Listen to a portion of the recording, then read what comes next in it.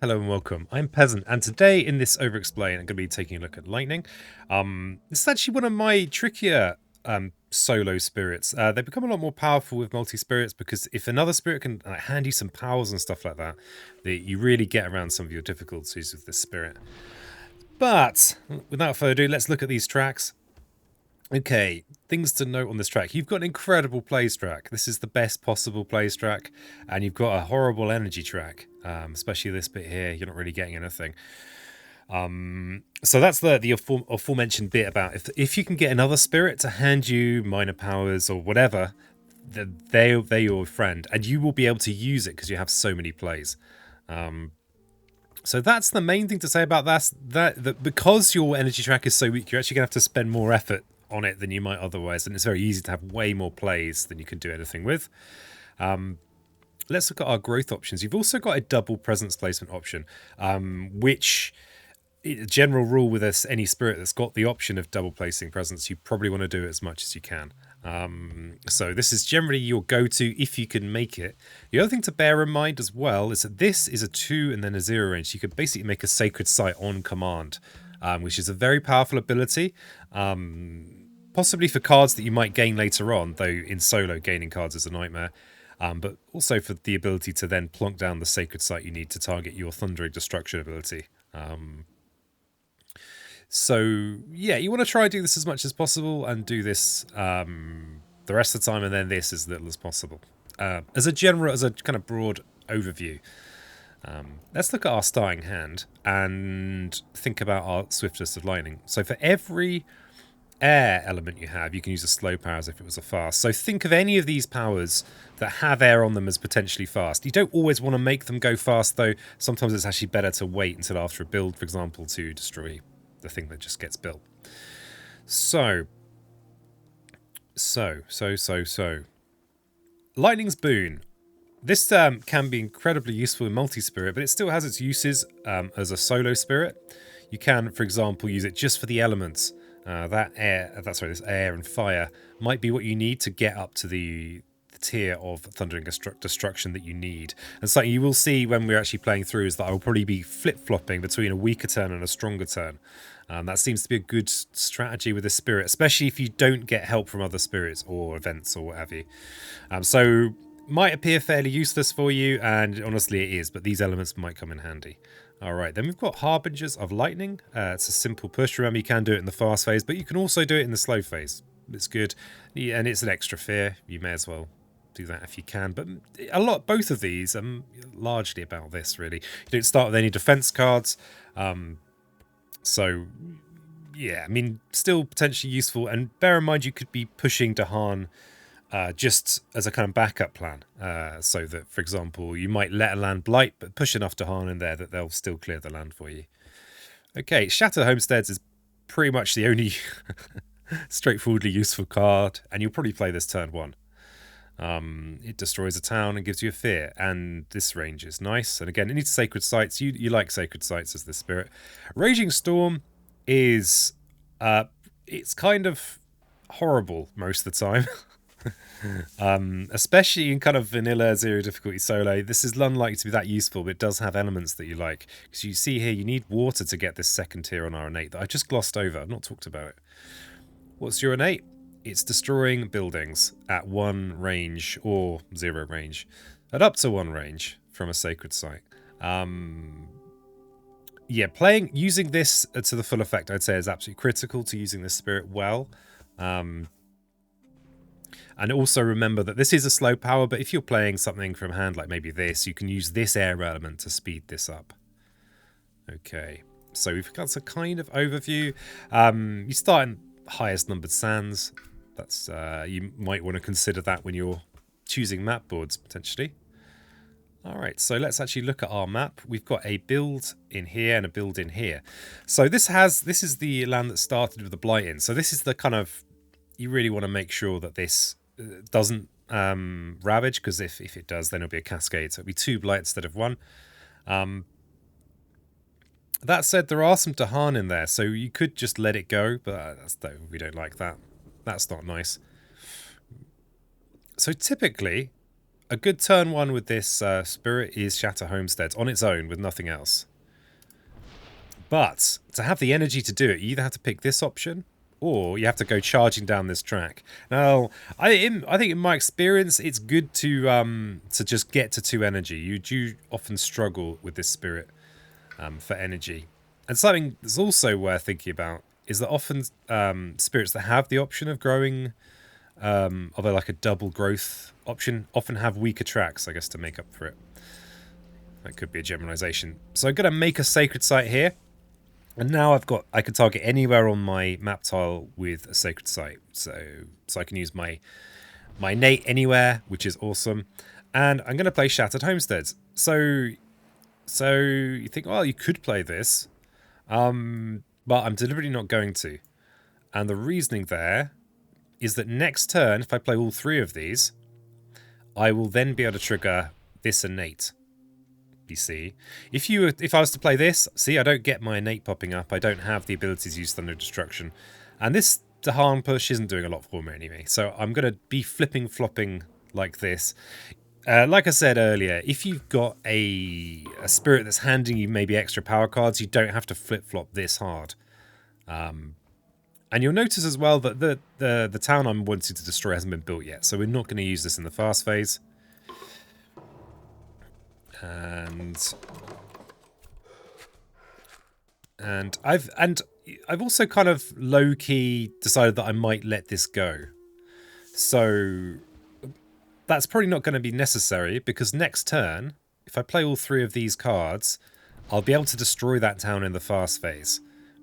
But something else might crop up that's more useful to deal with. Well, so we're going to destroy this. And with that destroyed, this Ravage now is unlikely to be a problem. It's 1 damage, so we shouldn't... Well, unless the event card screws with us, it should just mean that this land is now kind of taken care of. We still have to worry about this land this turn, and now we'll play all 3 of these to trigger our innate. I mean, incidentally, we'll get these effects, but honestly, they're kind of terrible. Terrible. However, you notice we need 4 energy to do that, so... We'll also need 3 plays, so it's kind of, this is what we have to do. We have to get the 3rd play and use our energy. Now, where do we place our presence? That's a very good question. I'm glad you asked, Peasant. Well, we can pretty much place this one wherever we like. None of our powers care about presence placement, about where we are, because we can target anywhere on the map right now. So I think what I'm going to do, I'm just going to stack another one in here. Why? That's a good question. If this build happens and then we allow it to Ravage, we'll then still have a sacred site in here. So this is kind of overcompensating. One thing I would say, there will be events from this turn onwards. You always skip on the first turn. You kind of don't want to be too wasteful with your presence with events in the game, because there are events that will have a bad thing and then a maybe less bad thing where you can sacrifice your presence instead of the more bad thing. So you might want to so you can be really careless with presence in the base game, as long as you're kind of on top of things, because there's nothing gonna kind of come after them. But once events come in, ooh, you want that extra security. Anyway, that's enough blather. So we've got a decision here.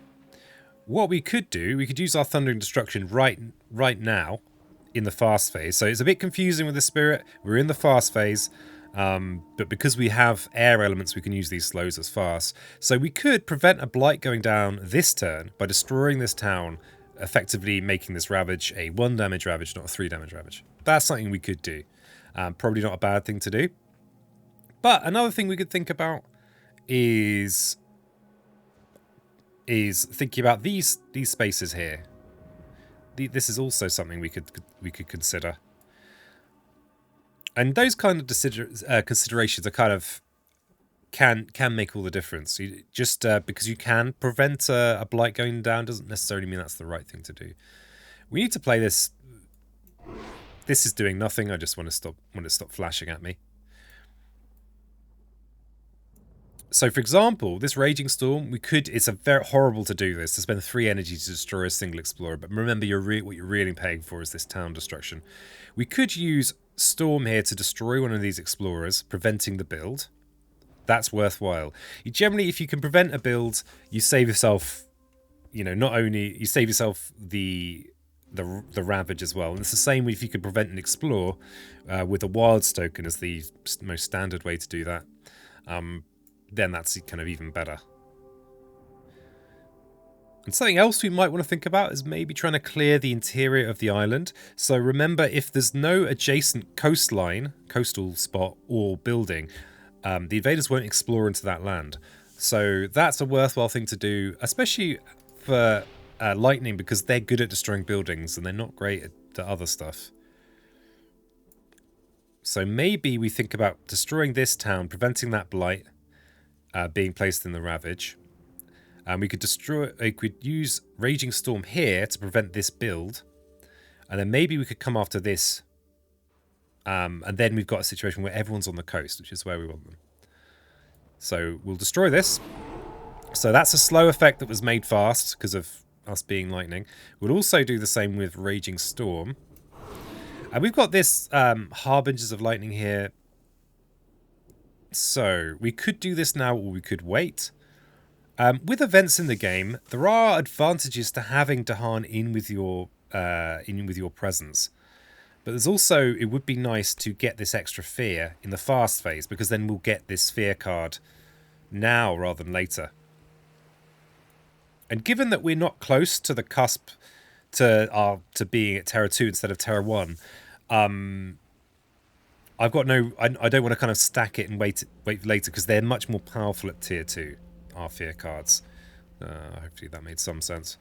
But I think one fear card could do a lot, especially at this stage where we've got just lone explorers lying around. So I'm going to use this one in the fast phase as well. Push these in here. The thing to bear in mind here is that if I'd use the If I'd use the Harbingers in the slow phase, I can then kind of respond to the explore phase with it. Which might seem like an odd thing to want to do, but there it is. So in each land of these 2 explorers, push an explorer to an adjacent land without invaders. And then we've got push a beast to an adjacent land with no blight, deals damage, nice. And then defense in the ravage. Okay, so this here, it's a kind of event-based explorer push that we can't do. Okay, fine, I'll stop thinking about that. I was going to basically say, you can... Again, I like to push towards the coast as a general rule, or push into situations like... Oh, yeah, no, there's no good examples here, so I'll just move swiftly on and no one will notice. So we get to push a beast and then do a damage. So we've got our starting beast here, a single damage, and it won't go in with the blight. A single damage doesn't really mean a lot to us. So we're really thinking about where we want our beast to be. So for the sake of potentially helping clear the interior, I'm going to push into here. We might even get an extra damage from the fear card, who knows. Each player may gather a town into a coastal land, not applicable. And then the wetland ravage. And you'll see there that the single damage... in fact, it was prevented by the event card. But this land is now clear. Alright, so what are we looking at this turn? We have a ravage here. 3 damage. And then we have a build here. That would be a city build. So, cities are generally harder to get rid of. For this spirit, in fact, they are not super hard. They're kind of... This spirit is particularly good at destroying buildings. But even then, you don't really want to allow city builds unless you can easily destroy them and then get the extra fear from them. We've only got 1 ravage here, and we've still got a healthy island, so we could let this go. So I'm just kind of trying to work out what's a good plan here. We could let this go so that we could kind of focus on maybe clearing this land. Because if we destroy this town, then this wetland here would not have adjacent buildings. So if this explore card here was a wetland explorer, then we would have saved ourselves a whole explorer into build chain. I mean, there is someone in there already, so actually we kind of haven't. But it's a project. Okay, we're working towards something here, and we've got no power cards. It doesn't necessarily mean the best thing for us to do is to reclaim. Why? Because if we can push down these tracks, we are just more powerful. I mean, this is one of those situations where if we'd had another spirit handing us power cards, we could have had another good turn here, but probably we're going to have a slightly lame turn anyway. So I think we will reclaim here. And this is partly why lightning is a bit tricky. A lot of other spirits have got a way of kind of keeping on like this, so we can keep pushing down our tracks. But lightning doesn't really have a growth option aside from reclaim that gets us power cards. So I think we will do this. And we don't have the energy generation to go for a major here. So we're going to want to look at a minor power. The ideal power for us is something that gets us these elements. So fire, then air, then water. And we've got a fire and then air, which is pretty good. That's about as good as it gets from that point of view. And when you're assessing minor powers, you know, there's kind of, you've got to get a balance between what's going to actually power up my spirit. I mean, this very clearly is. The extra damage could be useful too, and the blight removal also good. But I would say when I was first learning this game, one of the biggest things that improved, like that made me stronger and able to take on higher difficulties, was actually really learning to use my innates. So I think this is the clear pick. Other ones here, let's have a look. A defend card would mean that we could defend this here. But remember, we're lightning. We can destroy this building pretty easily. So yeah, this isn't a premium card for us. And it's blight removal, but it doesn't have our elements on it. I mean, it does have water on, but we like water for down here, but we really don't need more than one water until we're very deep into the game. So, and Twilight Fog is of marginal use at difficulty 0, I would say. Adding these strive tokens are very powerful. They will prevent basically that individual, and they're the only token that you put on an invader, and that would basically just prevent that unit from doing any damage in the Ravage. The Ravage will still take place, so you still get fight back. You know, these are good. But I think compared to this, not good enough. And we probably also want to think about our flip-flops. The business of kind of alternating a strong and a weak turn for the sake of getting as good the best use of our innate as possible. Because to get our innate to trigger, we need 3 fire and 3 fire and 2 air. And we've only got 5 cards. We can't do that. I mean, the game might give us a card if we get lucky with our event. If we get very lucky with our event. So we kind of need to... we need to work out whether we want this to be our strong turn or next turn to be our strong turn. So if we were able to, say, play 4 of our cards next turn by placing a presence and gaining 3 energy, we would have the potential to do this, to destroy a city with our innate. So we could maybe destroy a city that gets built this turn. Or alternatively, we could prevent the city from being built at all and maybe do something to kind of take care of this situation. I think that's what I'm going to do. So I will explain it as I go. So I'm going to aim to do 2 things this turn. And then next turn, aim to play the remaining 3. Next turn is going to look a bit weird, but we should get a lot of work done this turn. So we're not going to get our innate this turn. God. Do we? Interesting. Actually, you know what? I think this is the best. I'm gonna deliberately let this land blight this turn. Because by just destroying this town this turn, we can Prevent the city. We can prevent the city from being built, but do we care about the city being built? We don't have the energy to just have a really big turn this turn, do we? Oh, we kind of do. We could do this. Oh no, we've only got 3 plays. And you see how much easier this would be if I just had 1 more minor power or...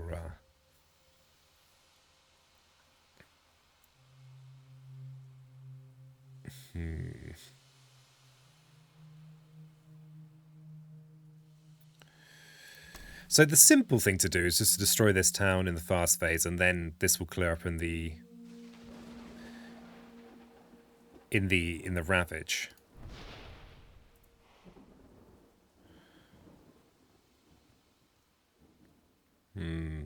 The trouble is we can't really deal with this land next turn if we use our shatter this turn, because we could use this to destroy the town. We could use our innate to destroy the city.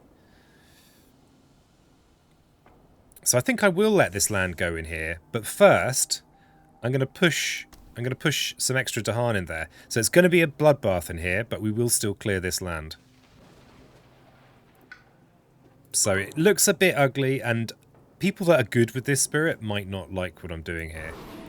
I apologise to you all. Okay, so let's see if our event helps or hinders. So we're in stage 2. Perform a build step for 1 terrain not shown under any invader action. Okay, that's not too bad. Okay, we've got an interesting decision here. Beast attack. Each beast deals 2 damage. Remove any token that destroys a building. So, if we destroy this town here, we lose our beast, which is sad. But they are, they're unreliable, and we don't have any. We're not really much to do with beasts. The other good thing is it will prevent this city build, so it's actually not that tricky. But what you can do is destroy the explorer and then do a damage to town to maintain your beast. But we don't really want to do that. Let's just do the thing there, and we get to add a Dahan to mountain or sands with Dahan. So it's good to have avoid lone Dahan. There is a single event in the deck that will just turn a lone Dahan into a town. So you see here we let the blight fall. So and we lost the Dahan and another Dahan's damage. So that's the town damage for 2, the explorer. We took that damage, but then our survivors were able to clear the land for us. So now we're in a reasonable position, kind of. Oh, this is the event. Click a land for the invaders to build in that terrain. So if we click a land type where there are no invaders, so jungle or wetland, we have these 2 empty spaces, then we'll be cheating the system a little bit. So we want to do that. With the idea of trying to clear the interior, I think we don't want this one to happen. So I think we'll go with this one. So yeah, we didn't get one in there, but we did get one up there. Okay, so now, in theory, this is our strong turn. In theory. So, what do we need? We're going to have... We actually need to play this to have the energy for our strong turn. Really don't want to reclaim here. We would get the extra energy, but again, we want to be powering up. This is how we become more powerful. So, we also need that 4th play anyway. So, I think... What was the card we gained? We gained Purifying Flame, and again, that cares about us having Sacred Sites, and we've got a Sacred Site adjacency everywhere, so I think I'm just going to put this here. It does look a bit odd. This is a simple thing to do that makes some degree of sense. There are a fair number of effects that might benefit from having a presence in with them, actually. But I'm not gonna. I'm just not doing it. There you go. There's a bad bit of beginner advice. Why you justify yourself? No, just not doing it. Okay. So this is an interesting little situation here. We can destroy this town, but there are 2 explorers there. So in the Ravage, they're going to put a blight down anyway. So we may as well forget about this town. Oh, we've got Raging Storm. Just apparently, don't know what I'm doing. So we just lightnings, but we have to do it on someone, so we may as well do it on ourselves. And again, we've got the decision: do we want to clear lands, or do we want to try and work on the overall strengthening our spirit situation? I've actually got purifying flame here. I've not even considered what I'm going to do with it. We actually can't use it to remove any blight in mountain or sands because there is none. So we could choose to do a damage in here. So we've actually this is interesting, unusual that Raging Storm might destroy a building. We could use Raging Storm in here in conjunction with Purifying Flame to clear this land. And knowing that we've got a build here soon, it's good for us for that to be clear. We'd want that. So we could think about letting one of these other lands blight, but I think we're going to go with keeping things clean and tidy. But it's a shame here. We've got the ability to destroy this city. I actually think I'm going to destroy this city here. Why is it good to have no cities on the board? It comes down to the victory condition. So, terror level 2, you need to have removed all buildings from the map. So with regard to that, having no cities is good because they're harder to remove generally. They 3 hit points. There are less effects that just directly destroy a city. The other reason, so beside from removing all buildings, at Terror 3 you win if there are no cities. So if you can destroy a city, I think it's generally a good thing to do. So I think I will destroy this city. And you also get an additional fear for destroying a city. See, because there's already a blight here, I'm kind of tempted to clear this land and let this one blight this turn. It's very tempting for me.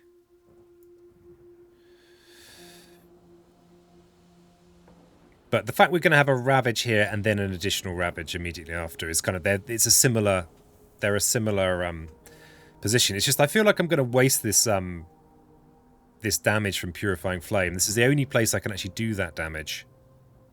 Actually, I think it is worthwhile. And why?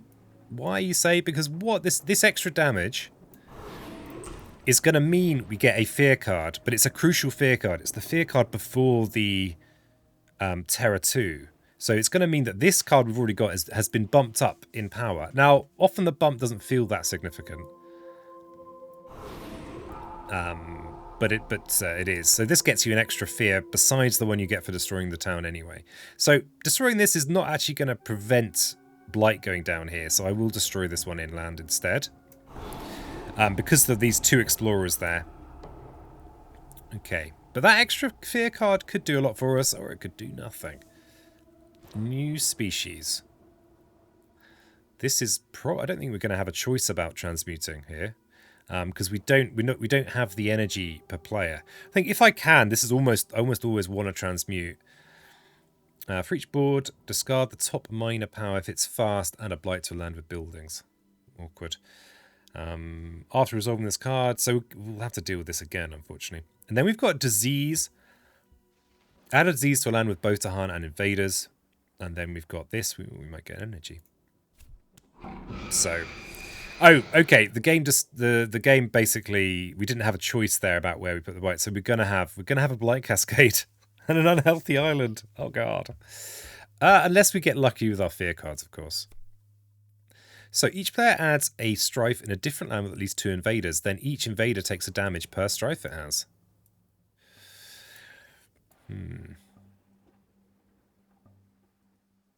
So that's kind of interesting, because this strife means that this is doing 2 damage instead of 1. We might get lucky with our second fear card, and that might mean that we don't have a blight landing here, which then cascades. I think that is probably the best thing to do. I mean, it's the only building on the map, so yeah, we'll do that. It'll also take a single damage as well.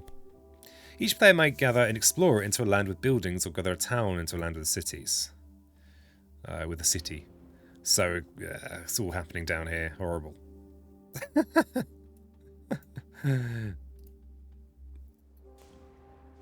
So these disease tokens here are going to prevent this build anyway, so we don't care about dragging this one in.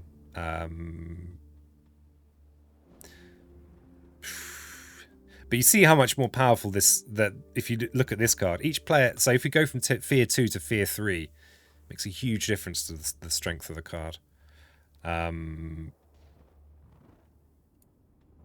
Yeah, given that there are not one but two disease tokens, I'm just going to leave that where it is. So this one's fine. This is kind of we got messed over by the event card there. This should have just been a single blight going down, but instead we've got altogether 3. Okay, we're going to get the chance to redraw this, because in a pure solo, so again, people that are playing with physical copies, in a true solo, pure solo, if it's only a 2 blight per player, you do get the opportunity to redraw it. But let's think about the board. So we will only have a blight pool of 1 to play with, which is not very much blight at all. But the game is very close to being over. In fact, all we need to do is destroy this town, and we're fine. So actually, I don't think it matters. Let's replace it on principle. Actually, wait a second. It might matter. We might even win with replacing the blight card, because there is a blight card that removes a town. So I think we'll do that. It is sometimes good to go really low, because they're so powerful. Of all the blight cards, this particular one is not that good for us. There is one that like gets you was Aid of Lesser Spirits, that gets you an extra card play, which is, you know, an actual card in play, which is wonderful, especially if you're lucky and it gets useful elements. This one is actually not so useful for us, so we will replace it. Let's see what we get. Promising for, okay, this one's adding buildings. Damn it. This poor game is gonna go on a little bit longer. So it's a town and a city to an inland lands. Well, let's add it here, which is we still are not exploring in there. And then the cascade is going to come into here. Well, okay, it's going to go on a little bit longer. So I was a mistake there to deny myself the unpreventable win, because if we'd gone with the other option, these buildings wouldn't have been here, but then this city was built this turn as well. Okay, yeah, it wouldn't have exactly been over. Or maybe it would have. Oh god. It's a tricky game, alright? This is my excuse, I'm sticking to it. So we have a Ravage here this turn, and it's kind of important that we do something about it, because it will cascade. So I think we have to reclaim here. Because we don't have what I'd call a turn off, especially given there's a build in there as well. However, the rest of the coast is clear, so that's something. I think we have to do this, and we really want to trigger our innate, so we don't have time for major business. And we like, ooh, Fire in the Sky is wonderful. That's a lovely card. Lovely, lovely, lovely, because it has the fire, it has the air. So we've only got 4 plays. God, the lightning without a little bit of help from a friendly spirit is just it's a bit grim. It's a bit grimothy, Timothy. So I think we will go Fire in the Sky, and this strife is super good. It's so useful. The other, let's have a quick look at the others. Blight removal is pretty good. Actually, I think this is a really good card. It's fast blight removal. So if you've got a problem land, you can just yoink the blight out from underneath. It doesn't have great elements for us, unfortunately, because we really want those fires and airs. Golds and Low is also a very strong card. And it's fun as well. I just love this one. That's not useful strategic advice, but it does also have the fire. And it's cheap. It's cheap. This is actually probably not a bad option, especially as we already picked up Purifying Flame. However, interesting about Fire in the Sky is we can actually use this to effectively prevent a ravage from a city. Like, for example, the city that might get left in one of these lands if we were to destroy the town that went with it. So I think that's going to be a worthwhile thing to do. So we need to clear all these explorers, which is a raging storm piece of business. Crikey. And now I'm wondering whether I should have... Wondering whether actually it would have been better to not go far in the sky, just for the sake of energy. Yeah, I think we're going to swiftly undo that and go with Gold's Allure, because it's a zero cost card, and our energy game is really, really quite tight. So we need to storm in here to clear these explorers. And we can purify to clean up some of the mess. So we've got 2 more plays. If we go homesteads, that gives us another town destruction. So these extra explorers are kind of annoying, because it means that destroying the buildings isn't enough. Having extra blight in the pool is pretty good. But I think we go full clear on here to prevent this build. So in order to get the city destruction, we basically just need to play any of these. Harbingers, is that going to do anything useful for us right now? Probably not, but we'll do flame. We'll get a bit more blight in the pool. With events in, you just can't really be certain. I mean, the events of you know, it's gonna grumble over here. I'm just gonna grumble, all right? It's just how it is. Yeah, we do this.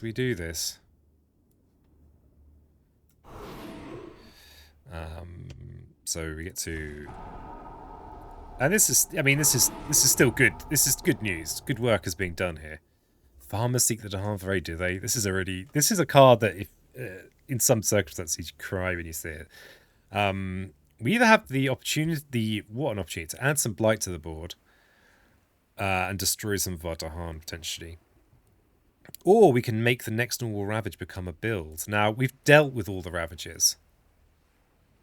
So the next Ravage is not a threat to us. In fact, we kind of want this Ravage. It will clear this annoying Explorer. So we don't really want to do this, but this one's also kind of horrible. The thing is that this Explorer is not really doing anything on its own. And if we go for this option, then we're adding a blight that's no real benefit. So I think we'll let them build. And because we've got this disease here, it means that at least they're not going to build in there. But we do have to add a town somewhere with Dahan. So I think when you're adding extra towns, you just want to put it somewhere convenient. Some spirits have got, you know, they're like a keeper or wildfire. There'll be a land where you just put it and you know you're going to get to kill it for free.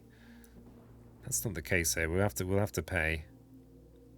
I don't really want to place here because I'm still in theory preventing explores. Oh, who am I kidding? Who are you kidding, peasant? Just put it in there. And we get to do 2 damage to our Dahan. Great. This one here is going to do a job for us next turn. It's going to destroy this explorer, so I think we'll lose this one. Each player removes an explorer or a town from land with a beast, disease, or at least 2 Dahan.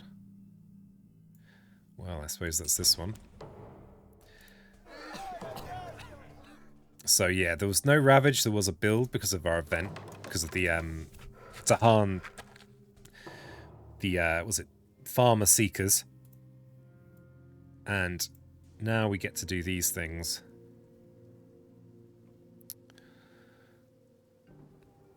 So we can just remove a blight.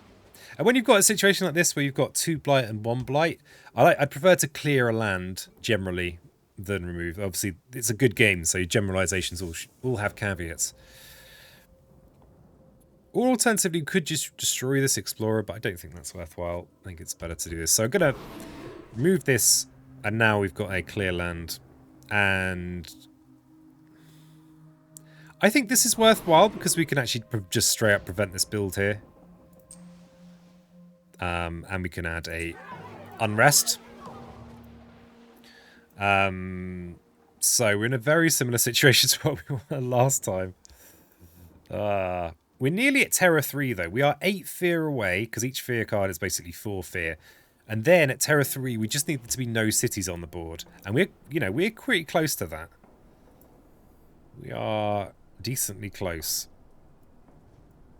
But we're kind of on our off turn now.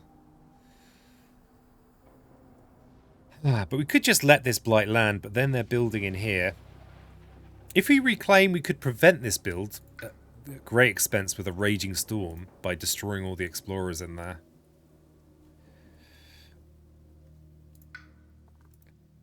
And again, because there are 2 explorers in there, we can't just destroy the building, because the blight will still go down. Can we destroy all 3 of these this turn? I just don't think we've powered up enough to do that. And this, if we actually use this in here, we can see what's in there.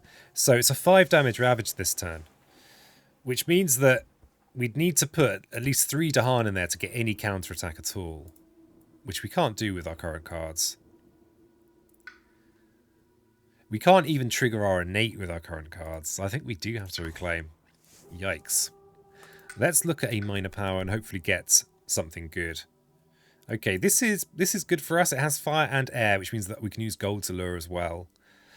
And now this is a really interesting card and a scary card as well, because it places blight. These cards are often very powerful. This might be a good pick actually for you to use this turn. But remember, you don't need to play any of this. You could just play this just for these elements. We might end up doing that. I think this is what I'm picking. Let's have a little look at the others. Yeah, I think so often the elements are the most important thing, and then you kind of look at very circumstantial stuff. And none of these are going to help us with this situation directly. But there is the thing to consider, which is the getting to winning at Terror 3 by there being no cities on the map. We could think about maybe going with something like Portents of Disaster, just to get some fear going. But this is going to get us fear going. I think this is what I'm going to do. I think I'm going to play it as well, because you know, I'm tilted. It's lightning. It's one of my nemesis spirits. So, because the good thing is we could use this to push these explorers that are in this wetland, prevent that build, which then kind of gets us closer to victory. So yeah, I'm gonna pick that one. And finally, we're getting a big enough hand that we might not have to have a really weak turn half the time. So I guess it's worth. We've got enough 0 cost cards now that we can actually have a turn like this, where we've still got the city destruction, and we also can play other stuff. I wonder if we can do it this turn. We might be able to do it this turn. Do we have any Dahan nearby? My poor Dahan. They're actually, I don't think I can do it this turn. We need 8 fear. If I use Land of Haunted Embers, it's 4 fear. Or I could just play it on a blighted land. So to go from 2 fear, I could just play it on a blighted to make it worth 4 fear. If I use Thundering Destruction on this city, that's another 2 fear. So we're only 2 fear short. But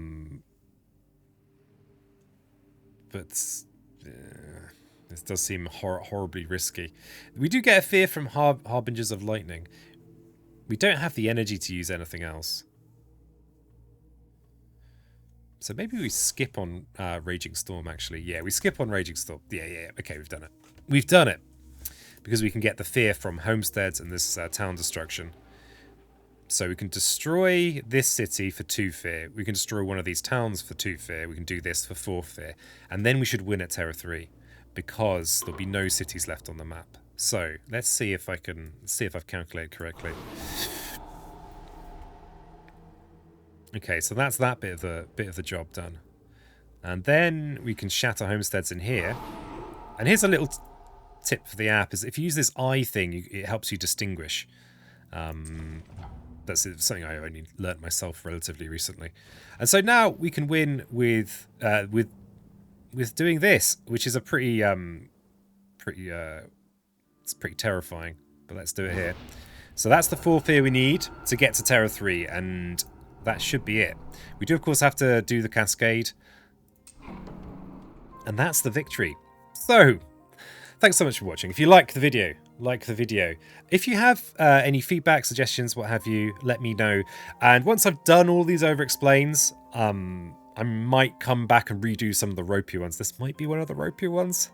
I'm not sure. This spirit I find really tricky single-handed. I feel like this is one that really comes alive with multiple spirits. Your mileage may have varied. But anyway, that's enough blather. Oh, I need to come up with pithier end phrases again.